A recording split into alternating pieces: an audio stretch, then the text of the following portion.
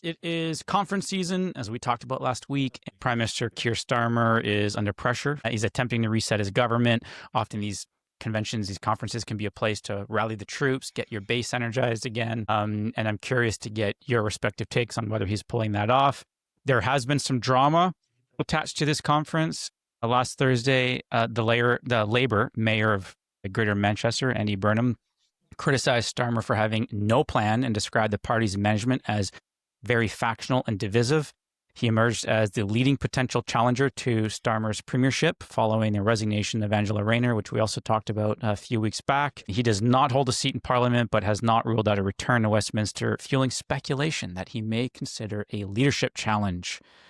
And then last thing to say on this before I turn it over to you two, Starmer also branded parts of Reform UK's immigration platform as racist, urging Labour to unite for the fight of our lives as all these internal tensions bubbled up. Okay. Is Keir Starmer going to be able to change the channel coming out of his own rah-rah moment in Liverpool? I watched Let's go to Holly first, because Andrew didn't have talking. Starmer's speech, every single bit. And I don't pay for YouTube, so I couldn't even minimize it in the corner and go off on my phone and look at something else. I mean, I literally watched it. Get it really concentrated. Really, I'm really young, so normally I just watch little clips of things and just go to the next one. It was really hard.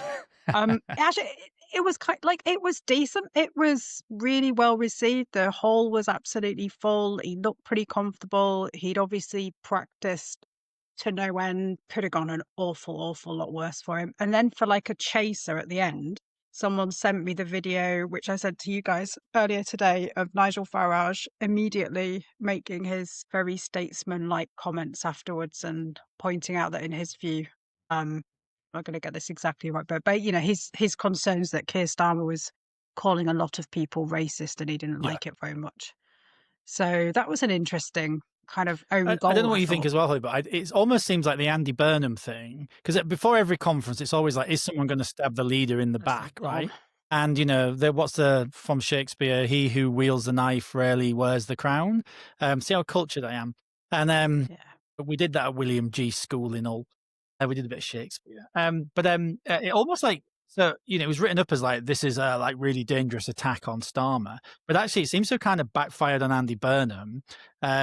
And it almost seems to have helped Keir Starmer a bit, because everybody was really furious, right? That, just before, you're already in the shit, the polling's terrible, and you're about to go to conference, which is meant to be the relaunch, and you get, shat on by one of your own side. And also Andy Burnham is nobody thinks Andy Burnham is more suited to be Prime Minister than Andy Burnham, but Andy Burnham doesn't really know why he wants to be Prime Minister, I don't think.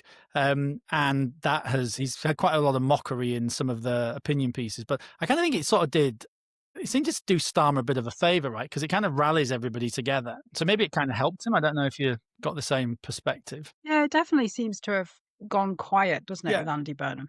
It just didn't the momentum didn't maintain itself, and it blew itself out, and then it just kind of went away. But I think so far he's had a decent conference. There's been compared to the last few weeks where it's just been one after another horrendous, awful disasters. I think he's got through it without too much going. I mean, we've had worse Tory conferences than this one from there, because when you look at all of the press attention is on everybody all the time. Everybody's got a mobile phone. Everybody's recording everything at fringe events. They're exposed to far more press than they normally are. Everybody's looking for announcements and things to go wrong or new stuff. I think really it's been a bit of an anticlimax. Throw in a lot of booze as well. That normally makes for even... Yeah, and you're away from home. Yes, we know what that means.